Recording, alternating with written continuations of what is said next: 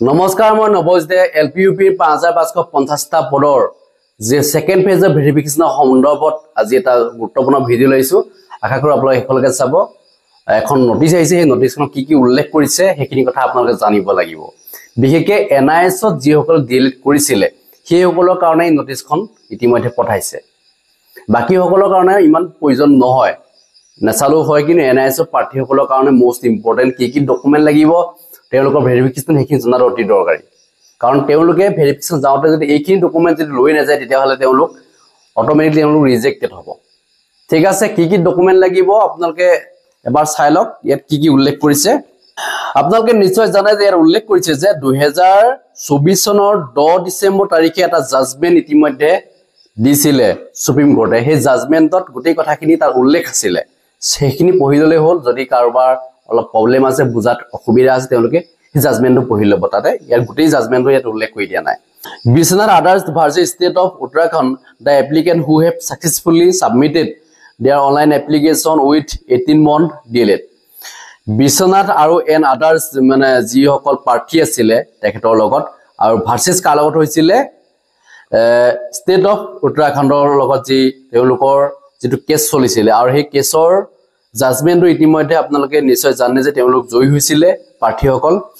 আৰু তেওঁলোকে 18 মাহৰ ডিএলএটো তেওঁলোকে কি কৰিছিল মানে তেওঁলোকে সাবমিট কৰিছিল 18 মাহৰ ডিএলএ আৰু তাৰ এগেইনষ্টতে ইতিমধ্যে কেছটো হৈছিল আপোনালোকে জানেই 18 মাহৰ যেটো এনআইএছৰ ডিএলএ তেওঁলোক এনআইএছৰ কোৱা ডিএলএ প্ৰাৰ্থীসকলক তেওঁলোক দিয়া নাছিল সেই কেছটো সম্পৰ্কত মই বহলাই বিশেষ নকওঁ এতিয়া কথা হ'ল যে 2017 চনৰ 10 অক্টোবৰ তাৰিখলৈকে আপুনি ইন সাৰ্ভিস টিচাৰ হিচাপে থাকিব লাগিব আৰু তাৰ কাৰণে যিখিনি ডকুমেন্ট দৰকাৰ সেইখিনি ডকুমেন্ট আপুনি দিব লাগিব কি কাৰণ দিব লগা হৈছে কাৰণ ইতিমধ্যে আপোনালোকে কেছত জয়ী হৈছিল এই ইয়াত উল্লেখ কৰিছে কেছটো কোৰ পৰা ষ্টাৰ্ট হৈছিল মানে বিশ্বনাথ এণ্ড আদাৰ্স ভাৰ্চেছ কালৰ হৈছিল ষ্টেট অফ উত্তৰাখণ্ডৰ লগত হৈছিল যেটো কেছ আৰু এই কেছত কি হ'ল এই পাৰ্টিসকল জয়ী হ'ল আৰু জয়ী হোৱাৰ পিছতে তেওঁলোক ডকুমেন্ট বিচাৰিল আৰু এডভাৰটাইজমেন্ট পাস কৰিছিল কেতিয়া 2023 চনৰ 12 ডিসেম্বৰ তাৰিখে এডভাৰটাইজমেন্ট পাস কৰিছিল এতিয়া সেই যেটো এডভাৰটাইজমেন্ট আমাৰ ইয়াতো যেটো এডভাৰটাইজমেন্ট যেটো পাস কৰিছিল আপোনালোকে জানেই সেই যেটো এডভাৰটাইজমেন্টত যিখিনি ডকুমেন্ট দৰকাৰ হ'ব উত্তৰাখণ্ডৰ কেতিয়াটো এডভাৰটাইজমেন্ট পাস হৈছে সেইটো সম্পৰ্কে মই নাজানো কিন্তু আমাৰ যেটো এডভাৰটাইজমেন্ট আছিল 2023 চনৰ 26 ডিসেম্বৰ তাৰিখে গতে সেই যেটো এডভাৰটাইজমেন্টত যিখিনি প্ৰাৰ্থী এপ্লাই কৰিছিল এনআইএছৰ যিসকল প্ৰাৰ্থী এপ্লাই কৰিছিল সেই সকল প্ৰাৰ্থীক এই ডকুমেন্টখিনি বিচাৰিছে এক নম্বৰতে বিচাৰিছে paper related to proof of in service as on 10 October 2017 আপোনালোকে নিশ্চয় বুজি পালে যে 2017 চনৰ 10 অক্টোবৰ তাৰিখলৈকে তেওঁ ইন সাৰ্ভিস টিচাৰ হিচাপে থাকিব লাগিব আৰু তেওঁ কি পেপাৰ ৰিলেটেড এটা প্ৰুফ দিব লাগিব ইন সাৰ্ভিস টিচাৰ হিচাপে যে পেপাৰ ৰিলেটেড প্ৰুফটো দিলেহে ইতিমধ্যে তেওঁলোকে গ্ৰহণ কৰিব দ্বিতীয়তে বিচাৰিছে appointment letter and accepted joining report of the applicant আপুনি এপইন্টমেন্ট লেটাৰ কি আপোনাৰ যিখন এপইন্টমেন্ট লেটাৰ হেখন দেখাব লাগিব যে হেই স্কুলখন যে আপুনি যে জয়নিং কৰিছিল তাৰ যে এপইন্টমেন্ট লেটাৰখন বিচাৰিছে হেখন দিবই লাগিব আৰু জয়নিং যেটো ৰিপৰ্টটো দিব লাগিব ঠিক আছে accepted joining report of the applicant ঠিক আছে 3 পইণ্ট উল্লেখ কৰিছে minutes of the school managing committee SMC of school in respect of appointment of applicant concern আপোনাক যেটো এপইন্টমেন্ট কৰা হৈছিল আৰু তাত মানে এখন মেনেজিং কমিটি থাকে এছএমসি আৰু সেই মেনেজিং কমিটিয়ে যে আপোনাক এপইন্টমেন্ট দিউতে আছিল এই কথাবিলাক মানে লাগিব মানে আপোনাৰ হয়তো তাত আছে কিবা তেওঁলোকৰ ওচৰত প্ৰুফ আছে যে আপুনি যে তাত এজ এ শিক্ষক হিচাপে যে আপুনি জয়েন কৰিছিল তাৰ যিখিনি প্ৰুফ ডাটাখিনি হেখিনি লাগিব মানে সাইন আপ পইণ্টৰ উল্লেখ কৰিছে photocopy of the attendance register of the school during the service period of the applicant duty counter sign by the head of the institution আপোনালোকে নিশ্চয় বুজি পালে যে আপুনি যে তাত যে শিক্ষকতা কৰি আছে মানে আপোনাৰটো তাত সহি আছে গোটেইখিনি মানে প্ৰুফ লাগিব মানে আপুনি এটেন্ডেন্স দি থকাৰ যেটো প্ৰুফ আৰু তাত হেড অফ দা ইনষ্টিটিউশনৰ সিগনেচাৰ লাগিব মানে তেখেতে কাম মানে আপুনি যে শিক্ষাদান কৰি আছে তাৰ প্ৰুফটো কি তেখেতেটো সিগনেচাৰ মাৰিব লাগিব হেখিনি ঠিকে আছে যে তেখেতে ইয়াত চাকৰি কৰি থকাটো হয় এইখিনি মানে যিখিনি লাগে এটেন্ডেন্স ৰেজিষ্টাৰ মানে বুজি পাইছে আপুনি এটেন্ডেন্স দি আছিলে সেইখিনি প্ৰুফটো লাগিব মানে তাৰ ফটোকপি বিচাৰিছে আপুনি যে ডেইলি ক্লাছ গৈ আছে নাই টাইম পিৰিয়ড মতে আপুনি ক্লাছ কৰিছে নাই যেটো পিৰিয়ড থাকে টাইম টেবুল মতে ক্লাছ কৰিছে নাই সেইখিনি প্ৰুফটো লাগিব মানে 5 নম্বৰ উল্লেখ কৰিছে certificate issue by the school authority specifying the service of the applicant in the school as on 10 October 2017 head of the institution ফালৰ পৰা আপুনি কি কৰিব লাগিব লিখাব লাগিব যে আপুনি 2017 চনৰ 10 অক্টোবৰ পূৰ্বে যে আপুনি তাত শিক্ষাদান কৰি আছিল সেইখিনি প্ৰুফ লাগিব 6 পইণ্টত উল্লেখ কৰিছে salary statement stating the payment basic pay DA and other allowance of the applicant for the entire service period আপুনি salary যে পাই আছিল এখিনি যিখিনি প্ৰুফ salary ৰিসিভ এখিনি লাগিব মানে যিখিনি ডকুমেন্ট আপুনি পাই আছিল salary ক্ষেত্ৰত সেইখিনি ডকুমেন্ট বিচাৰিছে কি লাগিব the next UDIS record as a proof that the applicant was in service on 10 October 2017 2017 চনৰ 10 অক্টোবৰ পূৰ্বে যে আপুনি যে তাত শিক্ষাদান কৰি আছিল তাৰ যিটো UDIS record সেই ৰেকৰ্ডটো আপোনাৰ দিব লাগিব UDIS ৰেকৰ্ডটো মেইন হৈ আছে শিক্ষাদান কৰি থকাৰ যিটো UDIS ৰেকৰ্ড বিচাৰিছে এতিয়া আপুনি দিব লাগিব মেইনলি এটোতেই বহুত সমস্যা হৈছে আপুনি UDIS ৰেকৰ্ডত আপোনাৰ ধৰ নাম নাছিলে এতিয়া আপুনি শিক্ষাদান কৰি আছিল UDISতে আপোনাৰ একো নাই মানে কিন্তু জয়নিংটো আপোনাৰ বহুত আগতে হ'ল কিন্তু আপোনাৰ ৰেকৰ্ড নাছিলে UDIS নাই তেখেতলোক আপোনালোকে NIS ৰ প্ৰবলেমটো হেতুৱে যে NIS ফালৰ পৰা যিটো UDIS প্ৰভাইড কৰা হৈছিল আপোনালোকক মানে কোনবাই পইচা দিছিল কোনবাই নিদিয়াকো হৈছিল মানে এনেকুৱা ধৰণৰ যিটো চলিছিল কাৰবাৰটো এই কাৰবাৰটোৰ কাৰণে আপোনালোকে এটা ঠগন খাইছে কাৰণ বহুতেই কি কৰিলে সেই সময়ত UDIS তেওঁলোকৰ নাছিলে ধৰ স্কুলত সেই NIS ফালৰ পৰা যিটো UDIS প্ৰভাইড কৰিছিল হেতুকে লৈছিল আৰু কিছুমানে মানে স্কুলখনত UDIS থকাৰ পিছতো জমা দিয়া নাছিল সেই NIS ফালৰ পৰা যিটো UDIS দিছিল হেতুকে দি দিছিল মানে কিছুমান নিজৰ এলাহ মানে এইবিলাক ভাবিছিল যে দৰকাৰ নাই নিবিচাৰে এটোৱে যে এটা সময় যে দৰকাৰ হ'ব বহুতে ভবা নাছিল এতিয়া গম পাই গৈছে কাৰণ কেছ কৰিবলৈ যোৱাৰ পিছতে যে ডকুমেন্ট সব লাগিব আপোনাৰ প্ৰুফ কি আপুনি কেছটো তৰিলে কেছত জিকিলে আপোনাৰ গোটেই ডকুমেন্ট থাকিব লাগিব আপোনাৰ গোটেইখিনি মানে থাকিলেহে আপুনি কেছ কৰিব পাৰে যে আপুনি আজি শিক্ষক হিচাপে যে তাত বিদ্যালয়খন শিক্ষাদান কৰি আছিল ডিগ্ৰীটো কেনেকৈ লাভ কৰিছিল গোটেই কথা কি লাগিব কাৰণ সেই ডিগ্ৰীটোৰ কাৰণে সমস্যা হৈছে ডিগ্ৰীটো লওঁতে আপুনি যিখিনি ডকুমেন্ট আপোনাৰ দৰকাৰ মানে হৈছিল এই ডকুমেন্টখিনি আপুনি এটা দিব লাগিব কাৰণ এইখিনি বিচাৰিছিল মানে সকলোখিনি বিচৰা নাছিল কিন্তু UDISটো বিচাৰিছিল UDISটোতে মেইনলি হেতুৱে হৈ আছে বাইখিনি আপুনি ধক এতিয়া পাতি মেলি কোনবা এটেন্ডেন্স দিব লাগে দিছে কিবা কিবি কৰিব লাগে আছে যিখিনি পাৰে মানে আপুনি ধক উলিয়ালে স্কুলৰ পৰা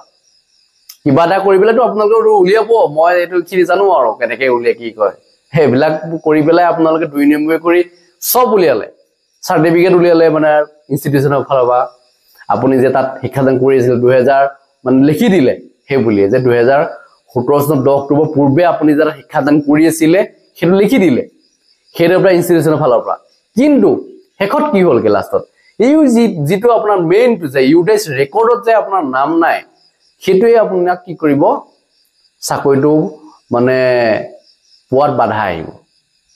বাধা তাতে বাকি সকলো ঠিকে থাকিব কাৰণ এইটো অলৰেডি ৰেকৰ্ড থাকিব লাগিব তো অনলাইন হৈ আছে যেটা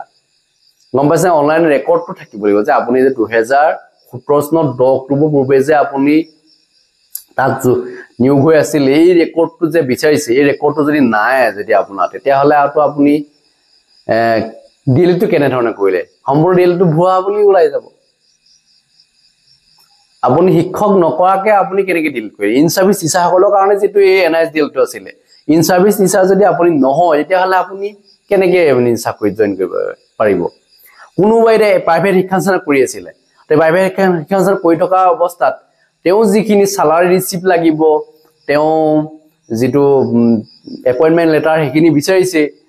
তেওক যে নিয়োগ কৰা হৈছিল কিমান তাৰিখে নিয়োগ কৰা হৈছিল হেখিনি দিব লাগিব এটো সম্পূৰ্ণ আপোনালোকে লিখাই নিব এখিনি ডকুমেন্ট লিখাই নিব মানে কি আগতে লিখি দিছিল আপোনাক হেখিনি সাৰ্টিফিকেট খিনি লাগে এখন সাৰ্টিফিকেট যে উলিয়াব লাগে হেতু কথাটো আপোনালোকে নিশ্চয় জানে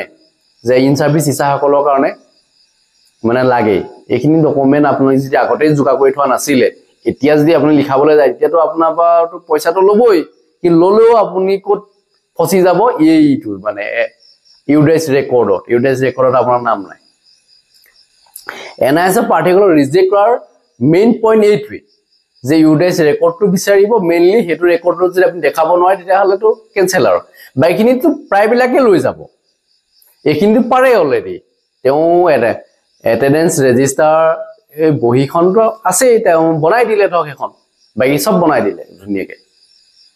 কিন্তু তাতো বনাব নোৱাৰা কিছুমান আছে মানে নোৱাৰিব পাৰে কাৰণ কেলে মানে সেই যিটো স্পেচটো লাগিব তেওঁ যে 2017 চনৰ 2 অক্টোবৰ তাৰিখে যে তেওঁ শিক্ষা তাৰ পূৰ্বে যে শিক্ষাদান কৰি আছিল সেই ৰেকৰ্ডটো বনাব যাওঁতে তাতে সমস্যাত আহি যাব কাৰণ কেলে হয়তো সেই যিটো ৰেকৰ্ডত তাত হয়তো খালী কাগজ নাথাকিবও পাৰে যে আপোনাৰ নামটো অন্তৰ্ভুক্ত কৰিব কাৰণে সেইখিনি হয়তো নাথাকিবও পাৰে তাত স্পেচ নাথাকিব পাৰে তেতিয়া কি হ'ব সেই বিদ্যালয়খন ধৰি লওক কোনোবা 2 নম্বৰকৈ বনাইছে সেইটো তাত বনাব তেনেকুৱা পাৰেতো তেনেকৈ বনাবও পাৰে কিছুমানে এনেকুৱাতো বহুত মানে পইচাৰ কাৰণেতো একাংশ শিক্ষকটো লাগি যাব মানে পইচা পাম মানে কৰি দিওঁ কামটো কিন্তু ফচি যাব কিন্তু জেল যাবলগীয়া হ'ব পাৰে হেড অফ দা ইনষ্টিটিউচন হয়তো জেল যাবলগীয়া হ'ব পাৰে মানে প্ৰিন্সিপাল জেল যাবলগীয়া হ'ব পাৰে যদি তেওঁ ভুৱা তথ্য দিয়ে গতিকে সাৱধান এতিয়াই মই কৈ দিছো যদি আপুনি ভুৱা তথ্য যদি দিছে তেতিয়াহ'লে কিন্তু আপুনি জেল যাব লাগিব কাৰণ এই কথাখিনি ইয়াত হয়তো মেনশ্যন নাই বাই চান্স ধৰা পৰি যায় তেওঁলোকেতো কেছটো তৰি দিব আপোনাৰ ওপৰত গতিকে ভেৰিফিকেশ্যন যাওঁতে হয়তো সাৱধান আপুনি যিখিনি ডকুমেণ্ট আপুনি পাইছিলে স্কুলৰ ফালৰ পৰা সেইখিনি লৈ যাব আৰু নোপোৱাখিনি আপোনালোকে আৰু এতিয়া কিবা এটা কৰি পেলাই মই উলিয়াই লৈ যাওঁ বুলি এনেকুৱা নাভাবিব তাতে ফচি যাব পাৰে মানে ক'ব নোৱাৰি মানে ধৰা পৰি যাব কাৰণ তেওঁলোকেওতো জানে ন কোনবিলাক ভুৱা কোনবিলাক সেই সৰুতে ওলাই যাব গতিকে জেৰাটো ভালকে চলাব NIS পাৰ্টিসকলক মানে কেনেকৈ জেৰা চলাব বুলি জানে গতিকে সেইকাৰণে মই কৈছো যে আপোনালোকে অৰিজিনেল ডকুমেণ্ট লৈ যাওক আপুনি যদি ইন সাৰ্ভিস টিচাৰ নাছিলে তেতিয়াহ'লে আপুনি হয়তো ভেৰিফিকেশ্যন গৈ লাভ নাই নগলেও হ'ব আপুনি এনেই ৰিজেক্ট হ'ব কিবা একশ্যন লওঁ বুলি ক'লে জানিব যে আৰু বচা আশা নাই মানে আপুনি ইন ফিউচাৰ মানে ক'তো শিক্ষাদান কৰিব নোৱাৰিব এনেকুৱা এটা কৰি দিব পাৰে গতিকে সেইকাৰণে মই কৈছো যদি আপুনি ঠিকই আছে তেতিয়া যাওক ভেৰিফিকেশ্যন মানে 5550টা পদত কাট বহুত কমি যাব এই কাৰণে মানে NIS পাৰ্টিসকলে চাকৰি পোৱাটো একেবাৰে আশা নাই মানে ইয়াৰ মানে 90% পাৰ্টিয়ে ৰিজেক্ট হ'ব তেওঁলোকৰ মানে এই ৰেকৰ্ডখিনি নাই আৰু এইখিনি গোটেইখিনি দিবগে নোৱাৰে মানে তেওঁলোকে কোনোবা নাথাকিবই ইয়াত গোটেইকেইটাইতো বিচাৰিছে ন ইয়াত কিমানটা বিচাৰিছে আপোনালোকে চব গতিকে ইমানখিনি স্ক্ৰীণত দেখি আছে গতিকে ইমানখিনি বিচৰাৰ পিছত যদি আপুনি ইয়াৰে ধৰক এটা বা দুটা নাথাকিলে আপোনাৰ সেইটোতে ৰিজেক্ট কৰি দিব কাৰণ প্ৰত্যেকটো পইণ্টে ইম্পৰ্টেণ্ট গতিকে গোটেইখিনি ডকুমেণ্ট লাগিব গোটেইখিনি ডকুমেণ্ট আপোনাৰ ওচৰত নাই সেইটো মই জানো মেক্সিমাম মানে প্ৰাৰ্থী নাই থাকিব পাৰে প্ৰায় 20% কেণ্ডিডেট 100টাত 20টা থাকিব বাকি 80টা মানে কেনসেল হৈ যাব আৰু প্ৰত্যেকৰে যে নাম আহিব এনেকুৱা নহয় সেকেন্ড ফেজ অফ ভেৰিফিকেশ্যন নাহিবও পাৰে যাৰ নম্বৰ আছে কাটপে কভাৰ কৰে সেই সকল আহিব বাকি সকলটো নাহি সেই সকলকে মাতিব মানে ভেৰিফিকেশ্যনত মানে প্ৰত্যেকই যে আহি যাব NIS সকলো মানুহে ডকুমেণ্ট গোটাবলৈ কথা নাই যাৰ মানে নম্বৰ আছে সিয়ে শিকক আৰু বাকিবিলাকে কাটবৰ বাহিৰত থকা বেলাকটো ইনি ডকুমেণ্ট গোটাই মিলি লাভ নাই আৰু যে মোৰ নাম আহিব মই ডকুমেণ্ট গোটাই থৈ দিওঁ এনেকুৱা কৰি থব পাৰে আপুনি ক'ব নোৱাৰিতো আহি যাব পাৰে যাৰ একেবাৰে আশাই নাই সি গোটাই লাভ নাই আৰু আপোনাৰ অৰিজিনেল ডকুমেণ্ট বিচাৰিব মানে তন্নতন্নকে পৰীক্ষা কৰিব ঠিক আছে এইখিনি মই জনাইছো কিবা যদি ক'ব লগা আছে নিশ্চয় কমেন্ট সেকশনত লিখিব আজি ভিডিঅ' ইমানহে মইছো ধন্যবাদ জয় এখন